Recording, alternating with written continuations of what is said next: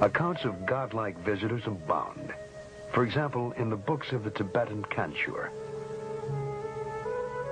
The Kanchur consists of over 1,000 volumes containing the holy texts of Lamaism. Their secret code is the most complex ever devised.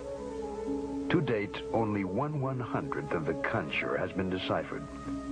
The resulting translations are full of references to gods appearing in the sky, of the luminous pearls and transparent spheres in which they lived. In the fragmentary histories, from the Bible to the scripts of Babylon, there are tantalizing views of Earth, seen from the distance, seen from space, seen by whom?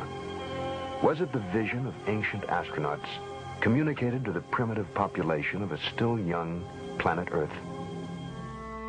The search for humanity's first possible contact with alien beings in prehistoric times leads to an unlikely place, to the Bible's earliest chapters, to the book of Genesis.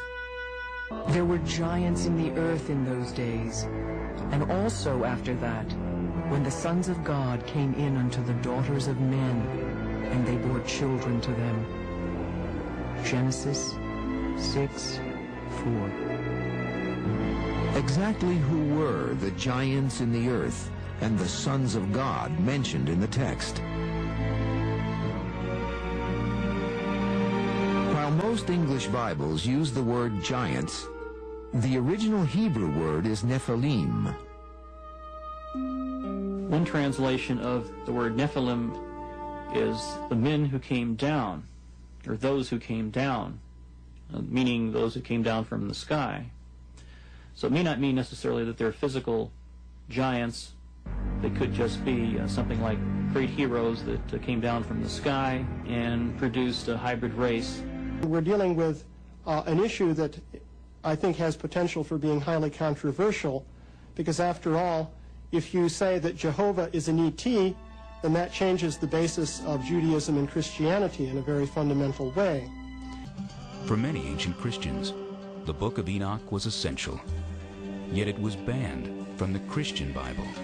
We don't know why this literature was ultimately excluded from the canon.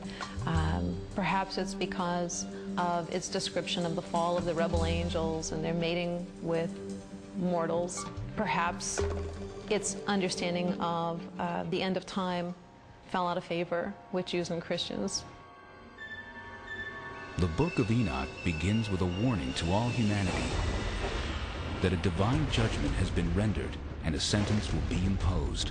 God tells Enoch that all life on earth will be destroyed in a violent flood, and, as with the story in Genesis, God blames this evil on the sons of God, angels who lusted after the daughters of men. These angels are sometimes referred to as watchers. They keep constant watch, and they decide one day, about 200 of them, that they're going to descend to the earth. They would like to very much make contact with these mortal women. The Book of Enoch may have been an attempt to expand on the mysterious giants, the sons of God, and the daughters of the earth, spoken of in Genesis. Anytime you read the book of Genesis, there are all kinds of unanswered questions.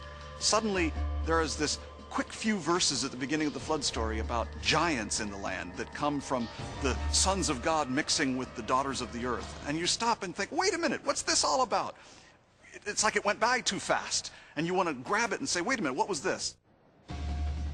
The Book of Enoch offers a disturbing vision of the fall of the angels who lust after earthly women. And they began to go into them, and to defile themselves with them, and they taught them charms and enchantments. And they became pregnant, and they bare great giants whose height was 3,000 ells. And when men could no longer sustain them, the giants turned against them and devoured mankind.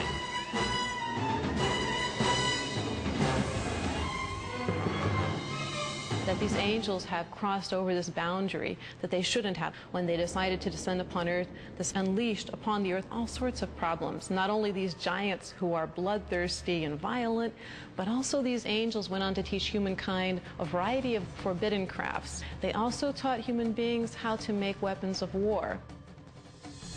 Now, the good angels, the ones not tempted by these beautiful women, go to God and say, you know, there's a lot of bloodshed caused by these bad angels. The Maya and Incas of South America believed a race of giants existed on Earth before the Great Flood. So did many other ancient civilizations. Some took them for gods, others left likenesses of them in stone or wrote about them in their histories.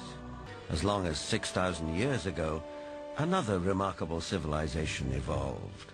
Its people were the Sumerians, who had an extraordinarily advanced culture. Their list of first just almost sounds like a whole list of our whole society. They had the first bicameral Congress, they had the first writing, they had the first school systems, and you know, you just go on and on and on. So you have to ask, well, where did all this come from? And I think that you need to turn to the ancient Sumerians themselves and listen very carefully to what they have to say, because what they have to say, not just in one place, but over and over and over again, is that they were taught civilization by these beings that came from the heavens to the earth. The Sumerians wrote down their history on clay tablets like these, which lay ignored in a Berlin museum for half a century. Few people have been able to decipher this ancient language, but one of them is Zecharia Sitchin. The writings and the pictorial evidence left behind by the Sumerians going back 6,000 years speak and depict people who came from another planet called Nibiru, and many of the depictions show them much bigger, at least by a third, perhaps more than the average human being, so they were giants. This Sumerian cylinder seal from a Berlin museum is astonishing for several reasons. First, it depicts our solar system with the sun at the center and the planets arrayed around it, a fact not known to European science till around 300 years ago. And amazingly, there's another planet, which the Sumerians called Nibiru, and believed that it was from where the Anunnaki, or celestial giants, came from. He is about 10 feet tall, a giant, one of those who from heaven to earth came. Looking for signs of extraterrestrial life, astronomers have searched deeper and deeper into the universe. But all along, maybe they should have been looking closer to home. For it's in our own solar system that a mysterious object has recently been detected, near where the Sumerians placed their planet Nibiru, home of the Anunnaki. For the believers, this is convincing evidence that the celestial giants are real.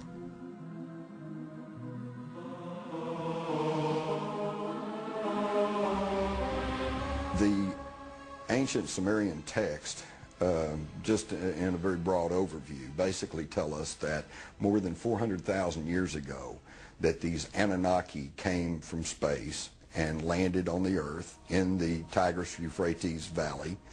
They began to set up a colony that they called Eden.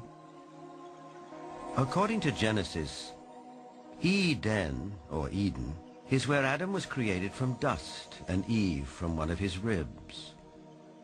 Others, however, have a more high-tech version of how human life began.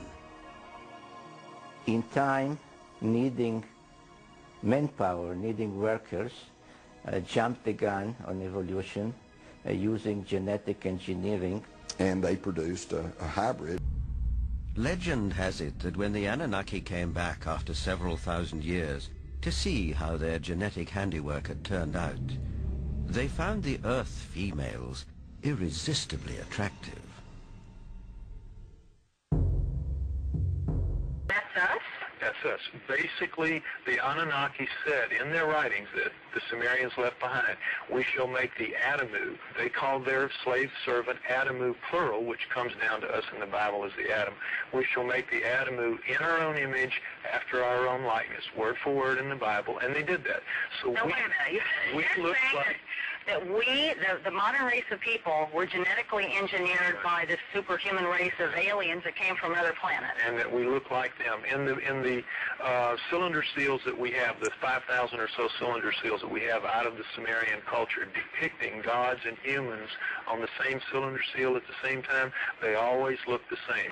How did we lose 2 chromosomes? All primates have 48 chromosomes. We have 46. That is an awful lot of DNA. Where did it? If you read the Sumerian texts, the Anunnaki flourished from around 400,000 years ago, and by the way, they called where they lived in the Tigris-Euphrates Valley, the Eden. That was their word for where they lived. We've heard Adam, and we've heard Eden. Well, it turns out that a lot of the Old Testament is an attempt to rewrite the Sumerian epics of creation because they were considered to be the guys with the word. I have to break here.